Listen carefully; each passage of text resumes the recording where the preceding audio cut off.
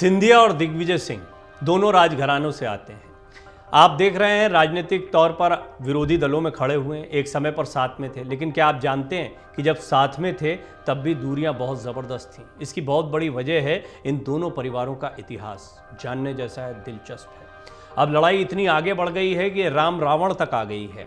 विधानसभा चुनाव की जो तैयारियां चल रही हैं उनमें बीजेपी की तरफ से ज्योतिरादित्य सिंधिया को भी एक बड़े चेहरे के तौर पर देखा जा रहा है। दिलचस्प पहलू यह है कि कांग्रेस के नेताओं ने, खास तौर पर दिग्विजय सिंह ने, ज्योतिरादित्य सिंधिया को अपने निशाने पर लिया है।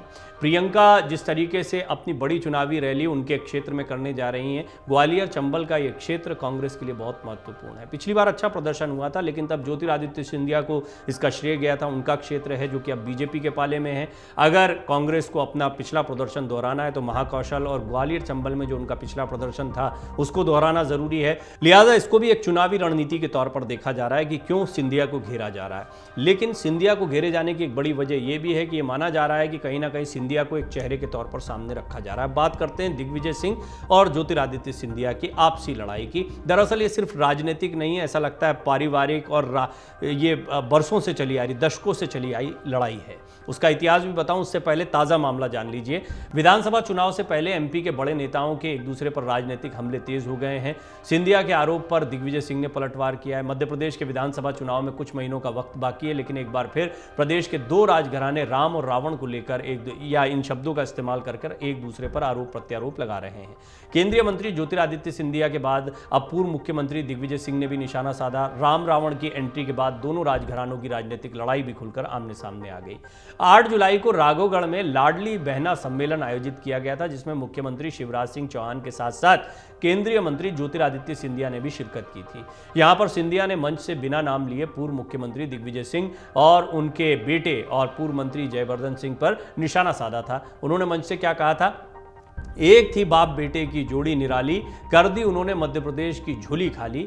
रावण जैसा अहंकार रहता सिर पर सवार, न उठे अपनी ऊंची गद्दी से 1 इंच भी, नाम है उनका बंटाधार। ये बात उन्होंने कही थी। इशारों में उन्होंने दिग्विजय सिंह और उनके बेटे जयवर्धन सिंह पर यह हमला किया था। रावण जैसा अहंकार जैसा शब्द भी इस्तेमाल किया था। तो सिंधिया ने शुरुआत की और वो भी वहां से जो कि क्षेत्र है राघवगढ़ दिग्विजय सिंह का। केंद्रीय मंत्री ज्योतिरादित्य सिंधिया ने इशारों में दिग्विजय सिंह और उनके बेटे जयवर्धन सिंह पर यह राजनीतिक प्रहार किया था। इसके जवाब में दिग्विजय सिंह और जयवर्धन सिंह भी खुलकर सामने आ गए हैं। दिग्विजय सिंह ने ट्विटर पर केंद्रीय मंत्री ज्योतिरादित्य सिंधिया समेत बीजेपी संगठन के नेताओं को टैग करते हुए ट्वीट किया। उन्होंने लिखा है, राम कहां नहीं है, राम तो घर घर में है, राम हर आंगन में है, मन से रावण जो निकाले राम उसके मन में है। बीजेपी और कांग्रेस के दोनों दिग्गज नेता मध्य प्रदेश के राजघरानों से आते हैं। दोनों परिवारों की अब लड़ाई समझ लीजिए। इसका इतिहास जो मैंने कहा कि लड़ाई आज की नहीं है, 100 साल से ज्यादा पुरानी है लड़ाई। आज़ादी के पहले से सिंधिया और दिग्विजय सिंह के पूर्वज आमने सामने होते रहे। आज़ादी के बाद ये लड़ाई सियासी जंग में बदल गई। अब सियासत में सिंधिया और दिग्विजय सिंह परिवार के बीच शहमात का खेल चल रहा है। दोनों ही परिवार कोई मौका नहीं चूकते हैं एक दूसरे पर हमला करने का। पूर्व मुख्यमंत्री दिग्विजय सिंह और केंद्रीय मंत्री ज्योतिरादित्य सिंधिया राजनीतिक रण में एक दूसरे के खिलाफ मोर्चा बुलंद करने में एक भी मौका नहीं चूकते। इसके पहले दिग्विजय सिंह ने उज्जैन में कहा था कि हे महाकाल, दूसरा ज्योतिरादित्य सिंधिया कांग्रेस में पैदा न हो। इसके जवाब में सिंधिया ने भी पलटवार करते हुए लिखा था, हे महाकाल, दिग्विजय सिंह जैसा नेता भारत में जन्म न ले। इस तरह दोनों ही राजघराने राजनीति के मैदान में वाक युद्ध के दौरान एक दूसरे से पीछे नहीं रहना चाहते। अब इस सब के बीच में जयवर्धन सिंह भी इस पूरी लड़ाई में कूद पड़े हैं। उनका भी नाम लिया गया। एक तरीके से बाप बेटे की जोड़ी जो कहा गया, तो उसमें यह माना जा रहा है कि ज्योतिरादित्य सिंधिया ने हमला जयवर्धन सिंह पर भी किया और इस पर जिस तरह से दिग्विजय सिंह ने जवाब दिया, वो भी इस इशारे को समझ गए कि हमला उन पर है। मध्य प्रदेश की राजनीति में राम और रावण जैसे शब्दों की एंट्री जो है वो हो गई। अब इसमें पूर्व मंत्री और विधायक जयवर्धन सिंह ने भी केंद्रीय मंत्री ज्योतिरादित्य सिंधिया पर पलटवार किया। उन्होंने कहा, हमें तो भारतीय जनता पार्टी और कांग्रेस दोनों के नेताओं में राम नजर आते हैं, क्योंकि हमारे मन में भी राम है। जिसके मन में रावण होता है उसे सभी जगह रावण नजर आते हैं। उन्होंने ये भी कहा कि ज्योतिरादित्य सिंधिया मेहमान के रूप में राघवगढ़ आए थे और मेहमान के आने से, भाषण देने से किसी का भला नहीं होने वाला है। वो तो खुद राघवगढ़ के स्थायी निवासी हैं, यहाँ के लोग उनके परिवार के सदस्य हैं। दिग्विजय सिंह के कारण क्या सिंधिया ने कांग्रेस छोड़ी थी? अब देखिए, अब वर्तमान लड़ाई को देखें तो दिग्विजय सिंह ही एक बड़ी वजह माने जाते हैं। कैसे?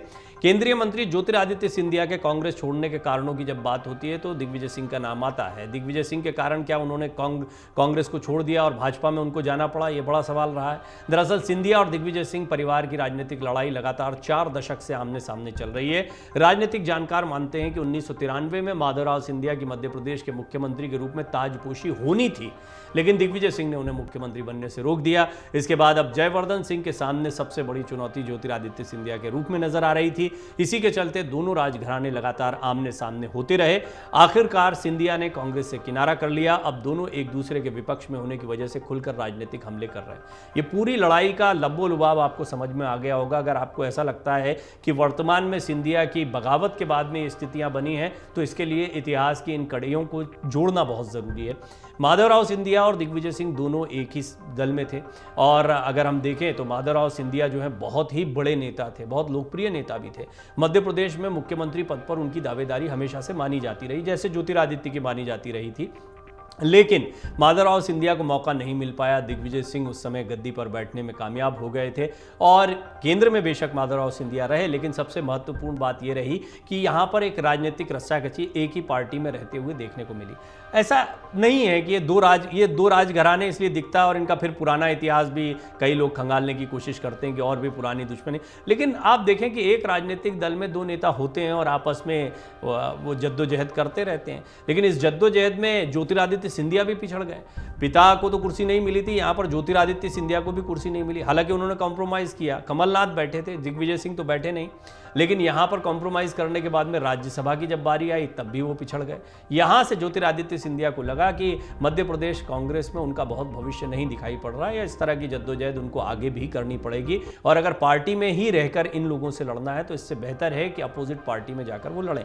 इसलिए कहा जाता है कि क्या दिग्विजय सिंह की वजह से ज्योतिरादित्य सिंधिया बीजेपी में चले गए। एक बड़ी वजह राजनीतिक तो दिखाई पड़ती है, राज्यसभा की सीट नहीं मिलना, या फिर वो सम्मान जिसकी बात बार बार करते हैं ज्योतिरादित्य सिंधिया, वो पार्टी में नहीं मिलना।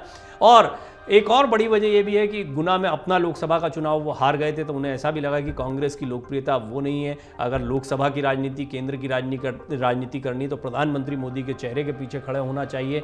एक समय वो था कि वो राहुल गांधी के सबसे करीबी माने जाते थे। सचिन पायलट, मिलिंद देवड़ा और ज्योतिरादित्य सिंधिया, ये उनकी यूथ ब्रिगेड, यूथ टीम कही जाती थी, जो उनके सबसे क्लोज रहते थे। लेकिन धीरे धीरे ये टीम बिगड़ती दिखाई दी। सचिन पायलट भी जो है डावाडोल स्थिति में रहे, लेकिन इसके बाद अब कांग्रेस ने उनको अपने साथ रखने में कामयाबी हासिल कर ली है।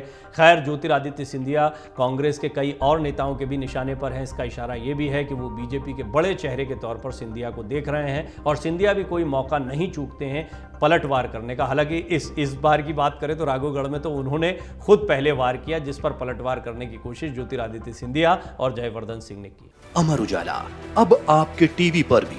अपने स्मार्ट टीवी पर YouTube पर सर्च करें अमर उजाला, चैनल सब्सक्राइब करें और देखें ताजा खबरें, वो भी HD क्वालिटी में।